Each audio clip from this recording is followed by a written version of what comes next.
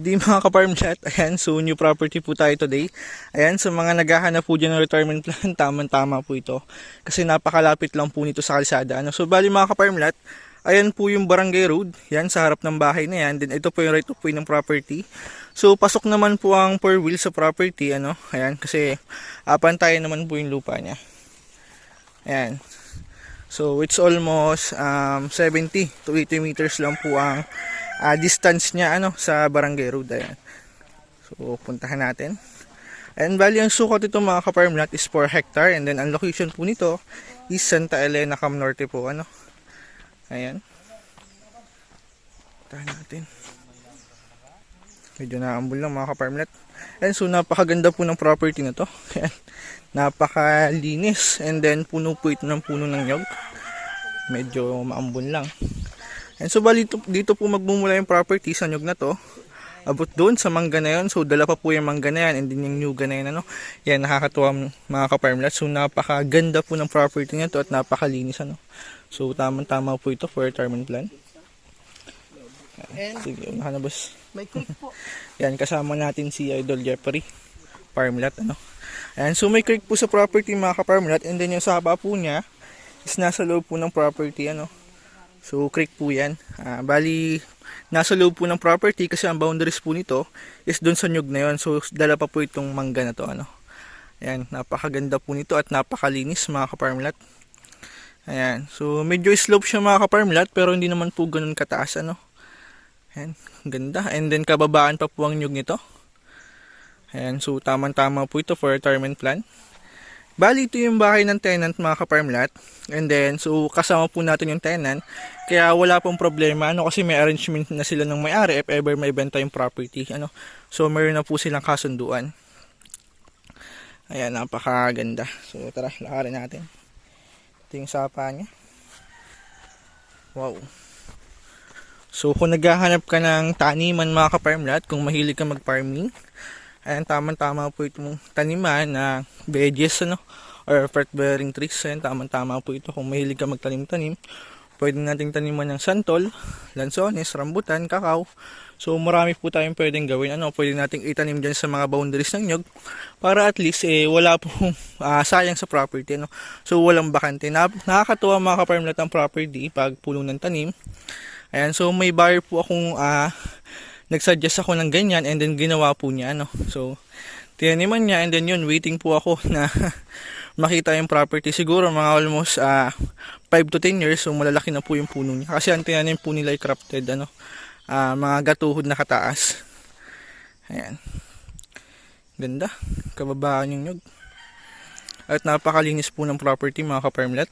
Wala kang makikitang puno-puno. Ayan, halos hawan po ito. So medyo slow po yung property. Ayan, pero hindi naman po ganun katarik ano. So medyo mahina lang po ang baga ko, kaya mabilis ako hingalin. Ayan.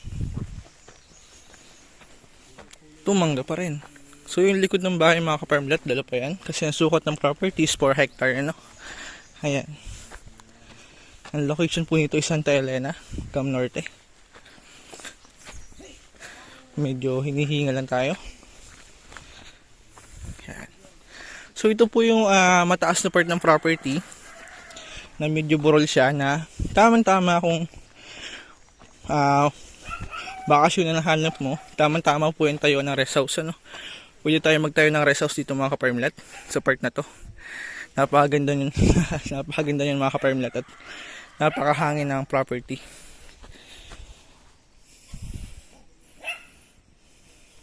Ayan, so ito po yung creek na nasa loob ng property.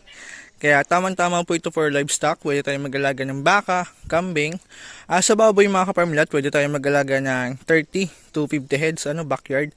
Kasi kung maramihan, so lalampas ng 50, need na po natin ng zoning permit. Ano. Ayan, so nyugan po ito. Ayan, napaka ganda. Kaya tamang-tama to sa livestock mga ka-farmlat kasi may creek. And then napakaganda po nito pag nalagyan natin ng baka, kambing, para at least mapanatili po natin yung pagiging carabao grass ng property at yung pagiging malinis ng property ano. Ayan. Ganda po. Puno ng tanim mga ka-farmlat. So sa nyog estimate ko po pag puno ang property, so nagkakaroon po yan ng 250 to 300 ka puno ng nyug kung puno. So puno naman po ito. I think kung 250 per hectare po, it's almost 1,000 kapuno po ng nyug ito possible. And so ito yung part na pwede natin tayo ng rest house kasi overlooking and then platted po tong area na to. And yung hiningal tayo.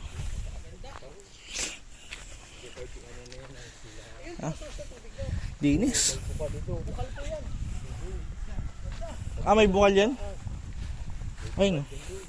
So yun, may bukal po dun mga ka-farmlat. Kaya ako sa tubig,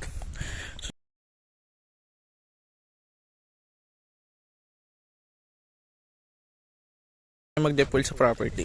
Ayan. Medyo hinihinga lang po ako. May sakit lang po sa baga kaya mabilis ako mapagod. Ayan.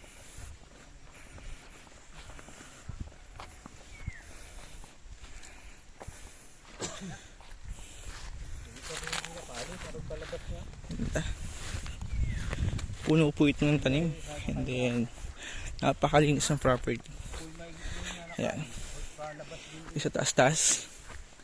Ang distance po nito sa town proper mga ka-farmlat is almost 20 minutes. Nasa town proper na po tayo. Ayan. And then sa Manila naman 5 to 6 hours po o 7 hours possible para Manila. Ayan. So sa Itsanyog, may puno din po siya ng saging sa loob ng property. Ayan. Oh, grabe. Ganda. Napakalinis po nito. Ayan. And then puno ng nyog. Yan.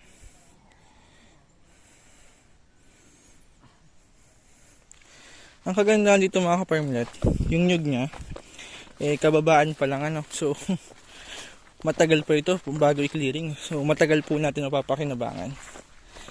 Ayan. And then dasik din po ito ang umunga. So sa ngayon kaka-harvest lang po nila. Ito po ay tira-tira na lang Ayan. Ito, ganda Carabao grass.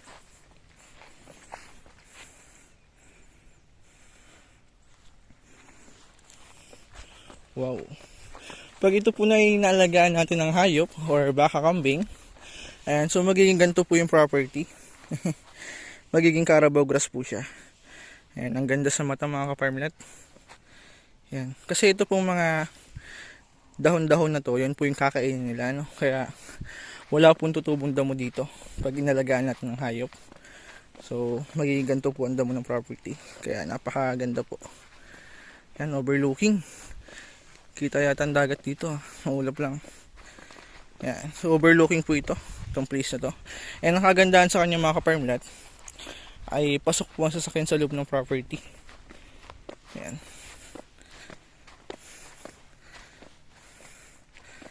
Ganda. Ito po yung kalawakan niya.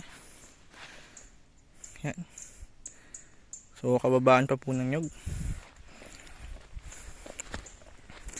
And kung retirement plan ang hanap ng mga ka-farmlat ay tamang-tama po ito.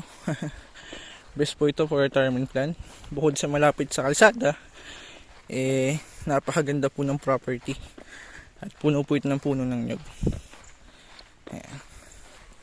So ikutin natin. Sa yun mga ka-farmlat, nabanggit ko kanina, sa source ng tubig, pwede po tayo mag-depth well kasi yung property ay hindi pa abot ng nawasa. And then sa source ng sa signal mga ka-farmlat, malakas po ang signal sa area na to. TNT, Globe, dito SIM.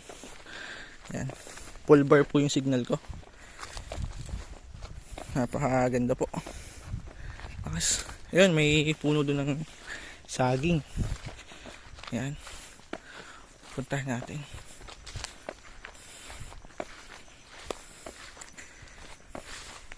Wala na sila.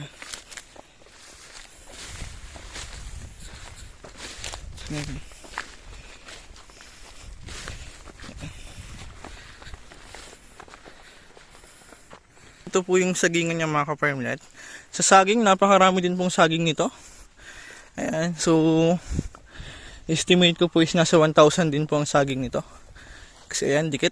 And puno po ito ng puno ng saging. Itong part na to. Ayan. Ganda. Ayan, so may kalamansi din mga ka-farmlet. Ayan. May ilang puno din po ito ng kalamansi, saging. Ayan, so yun mga ka-farmlet, ideal po yung nabanggit ko kanina na tamang-tama ito. Taniman ano. So kung mahilig ka magtanim ng gulay, ayan, ulitin ko lang, pwede natin itong lagyan ng kakao, santol, lansones, rambutan. So marami po tayong pwedeng gawin din sa mga boundaries ng nyug ano.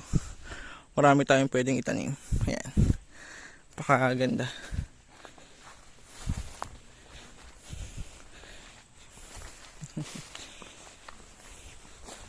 Ayan, so pwede rin tayo magbuko. Pag viewing yun, pwede tayo magbuko din mga ka-farmlet. At napakababa lang ng nyug nito.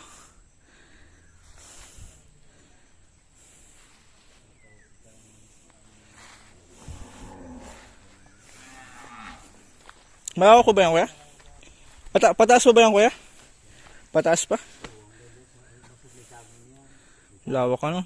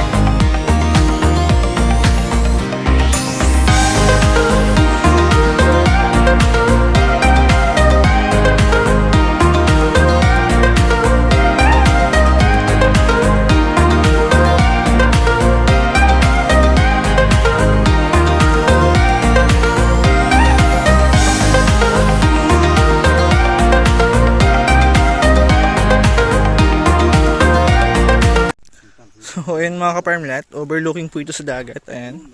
So ito yung part na pwede natin tayo ng rest house. Medyo mataas lang yung damo niya pero platted po itong area na to. And then natatabunan lang ng nyug ano. So pwede natin paputol yan para kita natin yung dagat ano. Ayan. So pag nagtayo ka po ng rest house dito mga ka-farmlet, kita mo na po yung dagat ng Santa Elena. Ayan. So medyo natatabunan lang. Ayan. Pag nandito ka nagpwesto ng rest house, so kita mo po yung property mo paikot. Ayan. Ganda. So puno po ito ng nyug. And then kababaan pa. Ayan. So dito sa baba, kita mo rin pag may rest house ka dito, ano. Kaya napakaganda po nito na ideal for retirement plan. Ayan. So yung hili naman po niya hindi ganun kataas kaya kahit all this, so pwede po sa property. Ayan. Ganda. So ayun po yung dagat. Kita dito mga ka-farmlet, medyo tabul lang ng nyug, ano. Ayan. Napaka ganda po nito. Ayan. So yun, may kubo na rin. So yung kubo, kasama na po yun sa bentahan. Bali, yun po yung bahay ng tenant, ni kuya. So may usap naman na po sila ng mayari, ano. May arrangement naman na po sila if ever mabenta yung property. Ayan. Ayan mga ka-farmlet, bali ito po yung rate of point niya mula property. Ayan. So babaybayin natin.